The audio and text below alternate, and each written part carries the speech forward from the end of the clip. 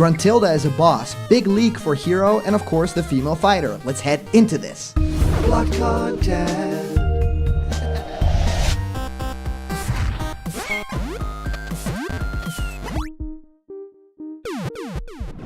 What's happening, my block buddies, and welcome to a brand new episode of Blocked Content's Leak Speak. My name is Callum, and this is going to be your content for today, and it's a doozy. We actually have three big things that we want to talk about today, so you're getting 3 for 1 again today. And of course, the United States of Smash Brothers has been in for a big one with, of course, this leak of all the spirits that come along with Hero in Smash Brothers, which is super great, but also people are really expecting Hero to drop super soon, so that's very exciting. And with Evo just around the corner, I think we have a lot to talk about in terms of Hero, but also there's this Banjo boss theory that kind of just popped up, and I think I'm the only one to kind of talk about this one, and it's really big. Like, if we zoom in on this a little bit more, it's actually very possible that we might be getting a boss for Banjo and Kazooie in Smash Brothers. And of course, there's the George Monroe leak that I want to talk about with you guys today. So, for those of you guys who like giveaways, we are giving away Piranha Plant plushies, 3 of them, so remember to like this video, subscribe to the channel, Blocked Content,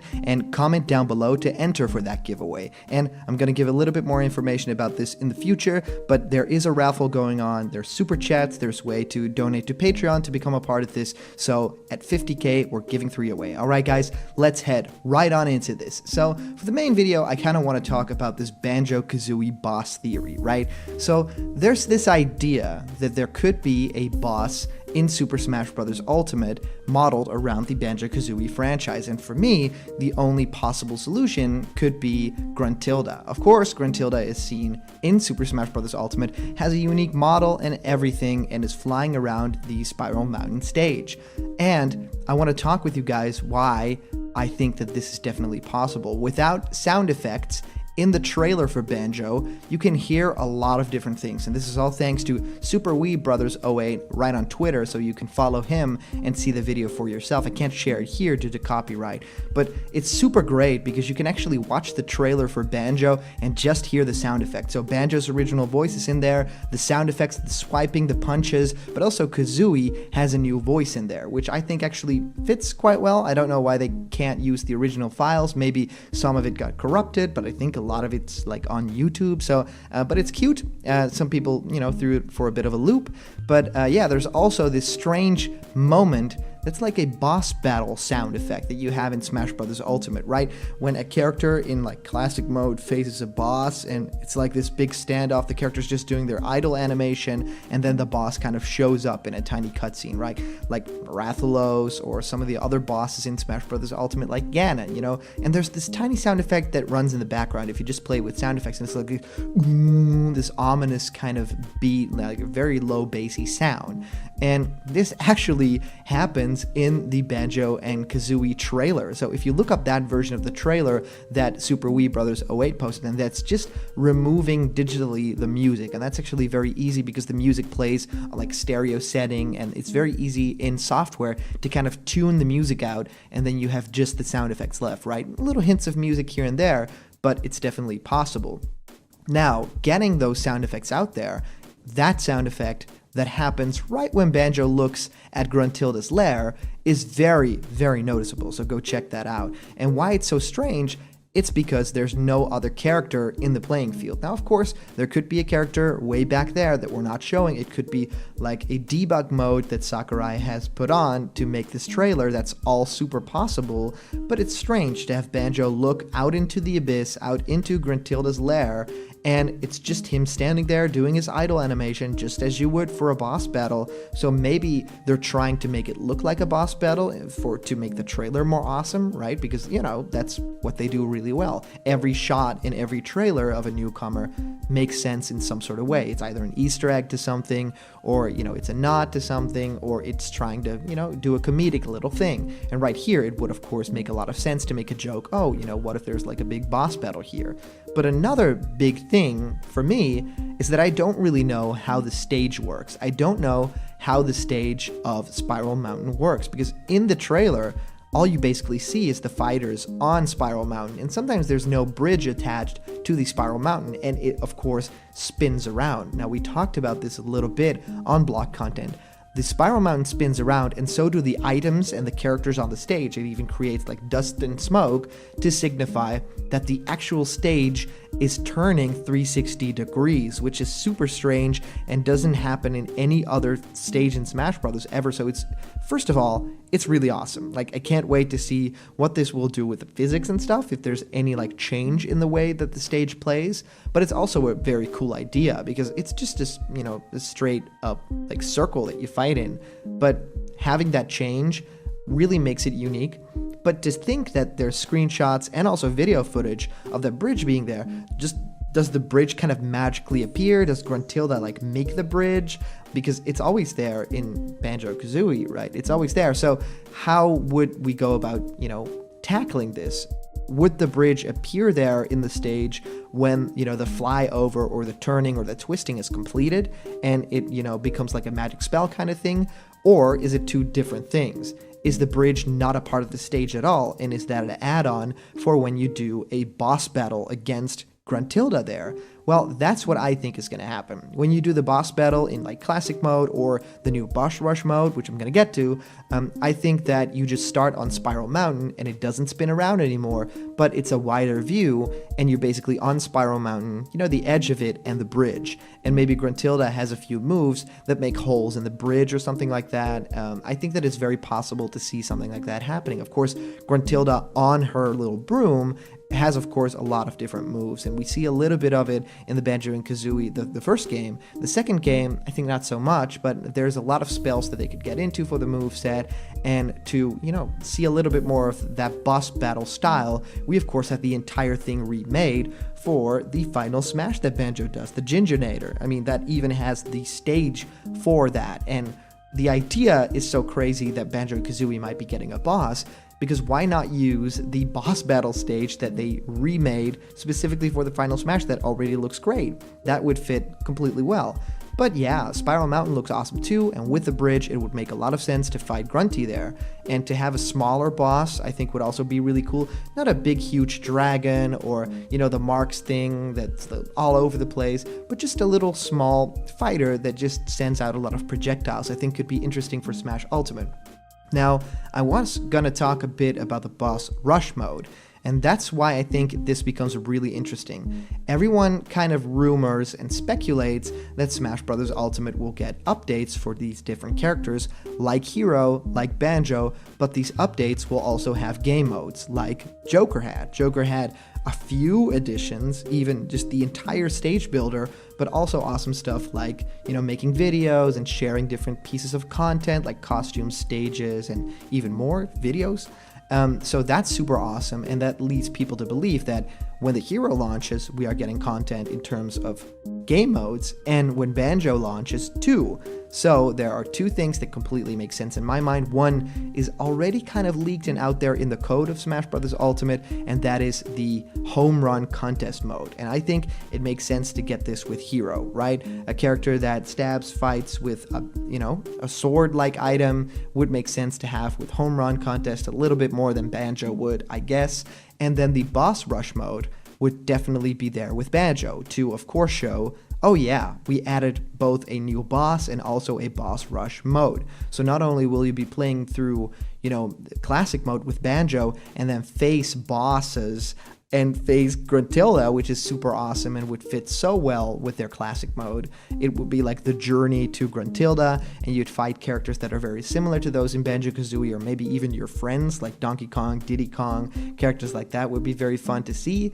But yeah, to me, it makes sense for Hero to get Home Run and for Banjo to get Boss Rush, and that would make complete sense here. I just don't get why Nintendo would put that sound effect in the trailer, why that framing with Banjo doing his idle animation and no other character being there and looking at Grunty's lair, and also the idea that the bridge is there and it's not there regularly. So I really want to know from you guys if you think that that's at all, a hint to something to come. Super curious about that. And of course I wanted to talk with you guys about the fact that a lot of spirits have leaked for Hero. It's not necessarily leaked, but people found out that they exist.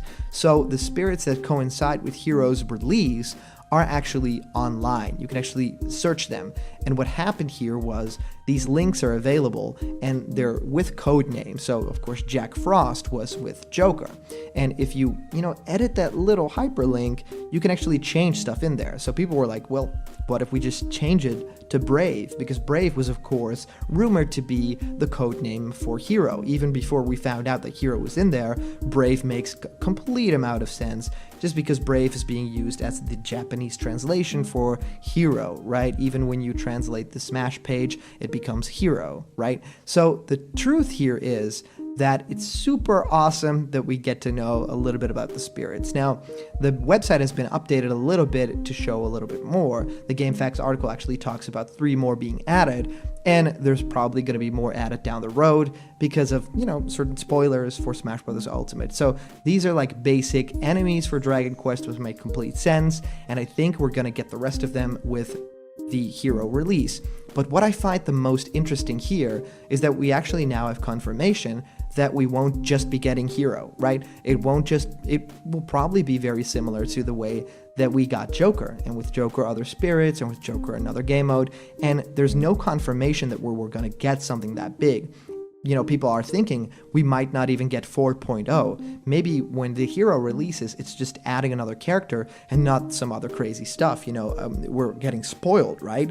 So the idea here is that the spirits being in the game actually confirms a lot more content to come along with Hero, which I would be totally for, and I think it's going to happen. I think that the wait has been very long, and that we need a new game mode, and that we need more spirits to come along with this character and its stage and the music. And of course, I sound like a little kid asking for way too much, but this is Smash Brothers, and everybody knows in Smash Brothers, dreams come true. And of course, we have the August 4th thing where EVO ends, and it ends with Super Smash Bros. Ultimate in the tournament. So it's super interesting to think about the fact that that could end with, the winner being announced on stage, and then maybe Doug Bowser coming on stage, or some other representative of Nintendo, maybe Bill Trinen or something like that, and then announcing, oh yeah, by the way, we have a little bit more for you. We are going to drop Hero, or here's another trailer for Hero. Here's some content that we're going to launch. Thank you so much for playing Smash Brothers, because of course they are lending Smash Brothers to be played. It's not like a free out there game that you can just start a tournament with. You have to ask permission for these things, and they have to be approved, and they have to be official. And that's why Nintendo doesn't really like the Project M kind of stuff and the Project NX kind of stuff. So to me, that would be a perfect way.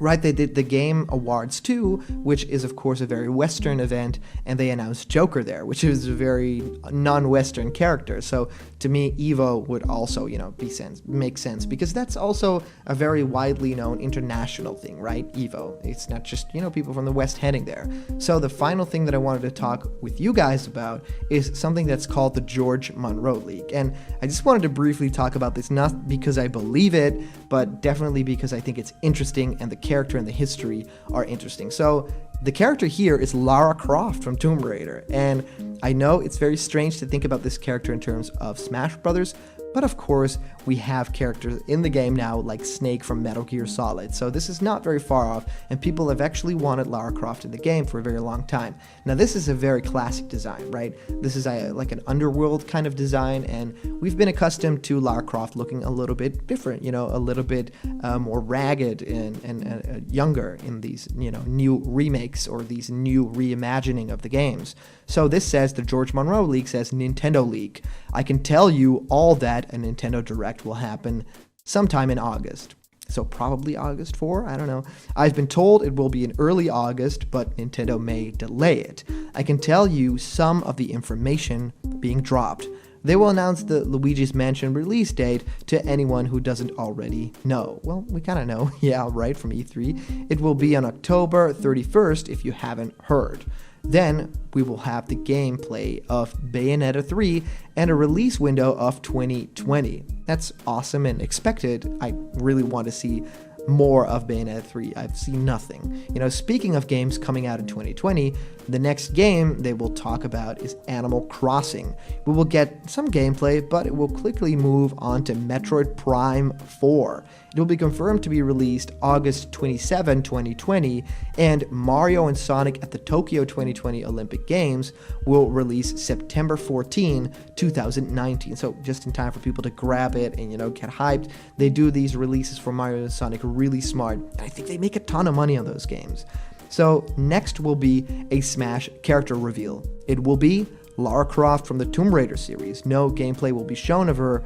So that's interesting, right? We see a model here that could be a mock-up that the guy made also. There's like a gradient in the background, and I don't think any of the other things, like Joker has a slight gradient, I think, but the other characters don't. It's really strange that they chose to do that. So this might be a mock-up that the guy made just to say, hey, this is what it will probably look like, this is the model that they're using. So no gameplay will be shown of her. So probably just a logo, probably just a character model if this is true. Finally, the direct will end. They will say that they have one more thing to show you, and it will be Punch-Out Wii being ported to Switch. I have one more bit of information to share with you. The final character in the Fighter's Pass will be an Undertale rep. I have not been told who it is. If it's an Undertale rep, it'll be Sans, or it will be Papyrus, it will be a team-up character, or it will be Frisk.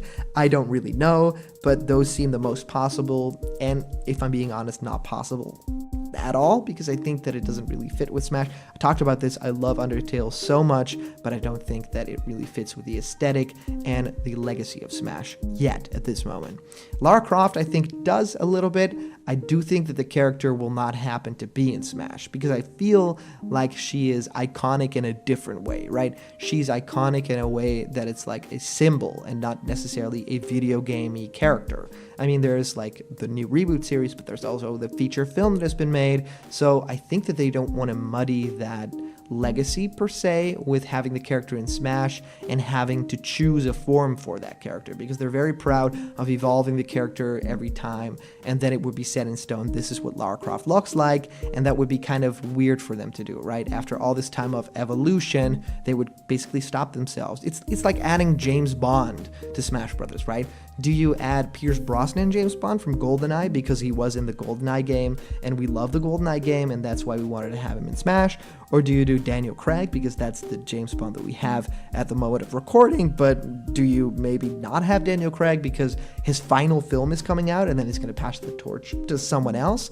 Do you do a generic James Bond? Do you do a very old James Bond? So that's very strange. It's the idea of the continued legacy of the character. So that's why I feel like Lara Croft has a smaller chance than that. So that's basically the three topics that I wanted to talk about with you guys today. So the Banjo boss theory, the spirits that leaked for Hero, and the August 4th thing, and the George Monroe leak. So I want to know from you guys down below what you think of all this crazy stuff, and today's comment question is, do you think we are going to get more bosses in Super Smash Bros. Ultimate? So let me know in the comments down below. If you do, you could be featured in our next video, and I'll read your comment out loud. So as for our previous comment question, our answer comes to us by way of Wrecker Smash, saying, blocked content. We're giving away Plant Boy, so comment down below why you should have him. Everyone else, Plant Gang. Next video, blocked content. We're giving away Plant Boy, so comment down below why you should have him. Everyone else, Plant Gang. 10 years later, blocked content. We're giving away Plant Boy, so comment down below why you should have it. Everyone else, Plant Gang. So Wrecker Smash, I wanted to zoom in on this one a little bit because yes, we do have that giveaway and it is rolling until 50K, but I don't ask people to comment Plant Gang. I don't ask people to comment Plant Boy. I ask people to tell me why they think they, need this in their homes, right? Why they need this little Plant Boy. So the correct thing would be, either heartfelt, funny, or an idea what to do with the character. Had a lot of people, talk about they wanted to start their own show and use it as a puppet, or people to give it to a loved one, or people to give it to a crush. That's super awesome. And what we do is we collect the best ones of these, and we have a little pile of them, and we talk about it together in the crew. There's like 3 of us here with blocked content, and then we decide on who to give it to. And we have 3 of them to give away. One of them is mine, so one of the people is going to get the one that I personally own, which is going to be heartbreaking, but also really cool.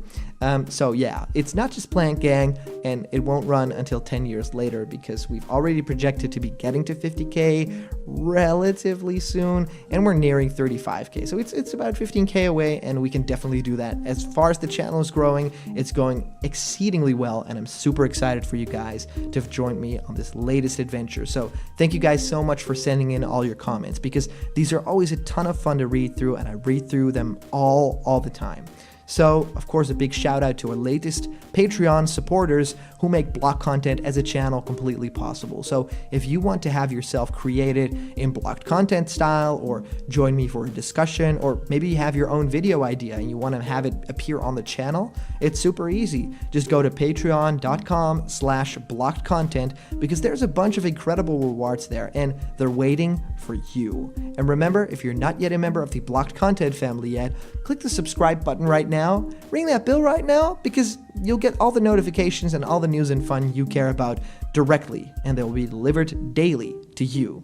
So thank you guys so much for watching. Just want to note one thing. We are going to add the join button to blocked content. Really curious who of you guys will join, but we have awesome emojis of the blocked content characters and some other cool stuff.